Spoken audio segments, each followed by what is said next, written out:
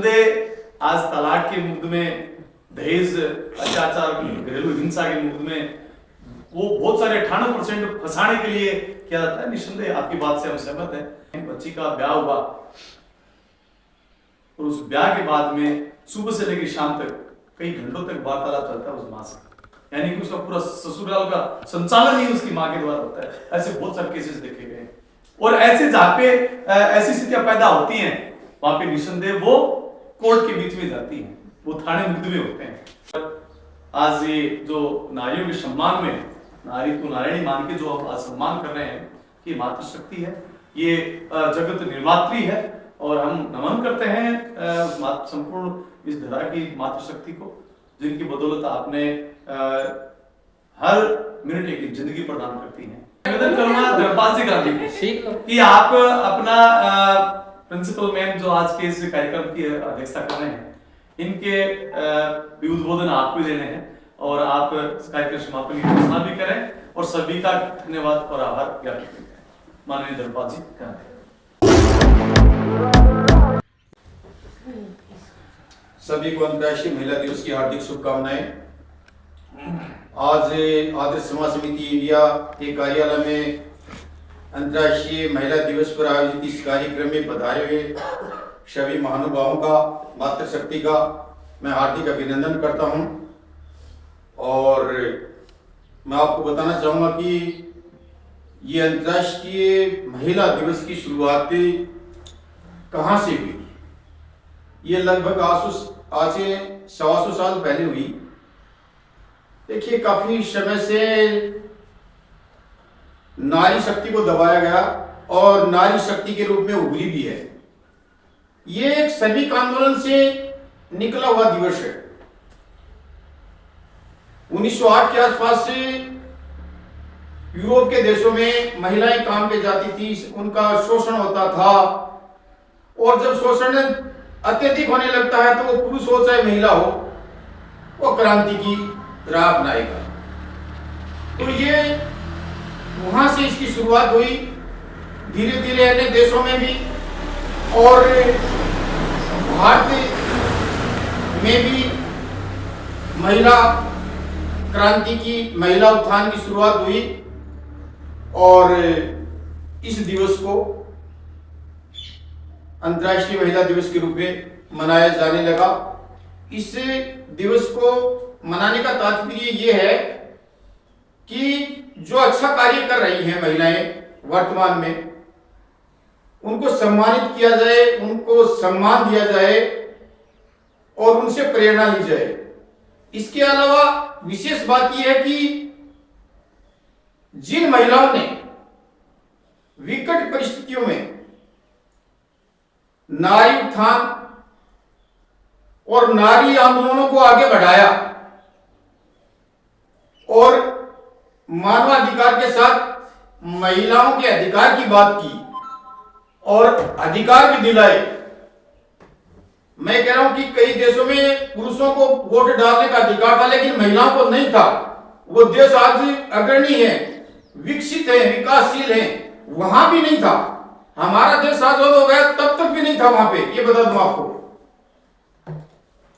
मैं राजपाल जी विद्वान व्यक्ति हैं, मैं कई बार ये बातें बताता हूं कि हम लोग रियासतों में पैदा हुए लेकिन जहां पे सीधा अंग्रेजों का शासन था वहां पे वोट डालने की, चुनाव लड़ने की प्रक्रिया बहुत पहले शुरू हो गई थी। 1917 के आसपास महिला संगठन बने। 1927 के आसपास से अखिल भारतीय महिला सम्मेलन की स्थापना हुई जिसमें सरोजिनी नायडू, मार्गरेट कजिन्स, कमला देवी चट्टोपाध्याय, ऐसी महिलाओं, कमला नेहरू और ये कस्तूरबा गांधी, प्रभावती देवी, ये वो महिलाएं हैं जिन्होंने स्वतंत्रता आंदोलन से महिलाओं को जोड़ा। और सरोजिनी नायडू के साथ है कि डेलीगेशन ने, महिलाओं का डेलीगेशन ब्रिटिश हुकूमत से मिला और उन्होंने भी मताधिकार की बात की। 1928 के आसपास से महिलाओं को चुनाव लड़ने का भी अधिकार नहीं था हुआ, तो उस समय चुनाव लड़ने का अधिकार मिला और एक महिला ने चुनाव भी लड़ा, वो कमला देवी चट्टोपाध्याय थी। इसके बाद में 1935 में गवर्नमेंट ऑफ इंडिया जो अभी है, इसकी स्थापना हो गई थी और उसके बाद में जो नियम, जो कानून बने और 1937 में जो चुनाव हुए, उसमें महिलाओं ने चुनाव भी लड़ा और वोट डालने का अधिकार भी मिला। तो ये कुछ प्रांतों में आजादी से पहले और जो ही देश आजाद हुआ और संविधान सभा का गठन हुआ और संविधान सभा में 15 महिलाएं थी जिन्होंने महिलाओं के अधिकारों की बात की। और हमारा जो सशक्त एक संविधान है, ये सही बात है कि नेहरू के नेतृत्व में उस समय जो कानून बने उसमें महिलाओं को विशेष अधिकार मिले। तो मैं कहना चाहूंगा कि बिना महिलाओं के कुछ भी संभव नहीं है और महिलाएं प्रताड़ना भी झेलती हैं और राष्ट्र के निर्माण में भी अपना विशेष योगदान देती हैं। हम नमन करते हैं उन नारियों को जिन्होंने आज महिलाओं को इस मुकाम पे पहुंचाया।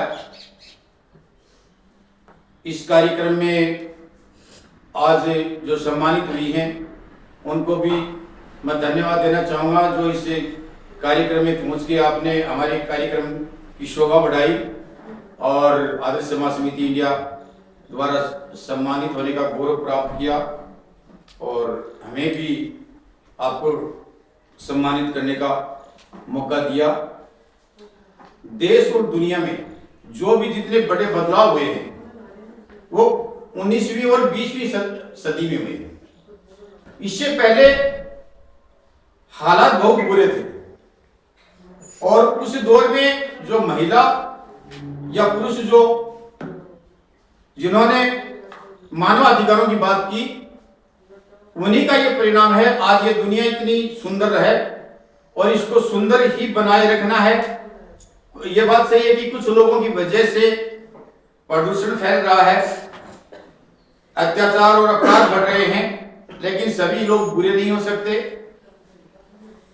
जगदेव जी भी कुछ कह रहे थे, यहाँ शिक्षाविद बैठे हैं, तो शिक्षा के साथ संस्कारों का बहुत जरूरी है और जो युवा पीढ़ी है, जो आज की पीढ़ी है, उनको भी इन महापुरुषों के बारे में, क्रांतिकारी महिलाओं के बारे में बताना अति आवश्यक है। मैं निरंतर पढ़ता भी रहता हूँ और लिखता भी रहता हूँ और मैंने मेरे लेखन को पुस्तक का भी रूप दिया है। 3 पुस्तकें प्रकाशित हो चुकी हैं, चौथी पुस्तक 2025 में प्रकाशित होगी और इसको आप पढ़ोगे, हिंद की क्रांतिकारी बेटियां। इसमें कुछ महिलाओं का तो नाम आपने सुना, आपको शिक्षा से जुड़े, पर कुछ महिलाओं का नाम आपने नहीं सुना। अल्पायु में वो विधवा हो गई और उस दौर में जब घर से नहीं निकलने दिया जाता था, उस दौर में उन्होंने घर से बाहर निकल के भारत की आजादी की लड़ाई लड़ी। तो ऐसी महिलाओं को हम नमन करते हैं और उनको याद करना चाहिए। उनका पूरा जीवन है वो महिलाओं के उत्थान और राष्ट्र की आजादी के लिए समर्पित रहा है, उनका नाम तक नहीं जानते, ये दुर्भाग्य की बात है। निश्चित ही आज का कार्यक्रम एक प्रेरणादायी कार्यक्रम रहा। आप लोगों के आने से इसी कार्यक्रम में 4 चांद लग गए। मैं आप सभी का धन्यवाद ज्ञापित करता हूँ, आभार प्रकट करता हूँ। जय हिंद, जय भारत।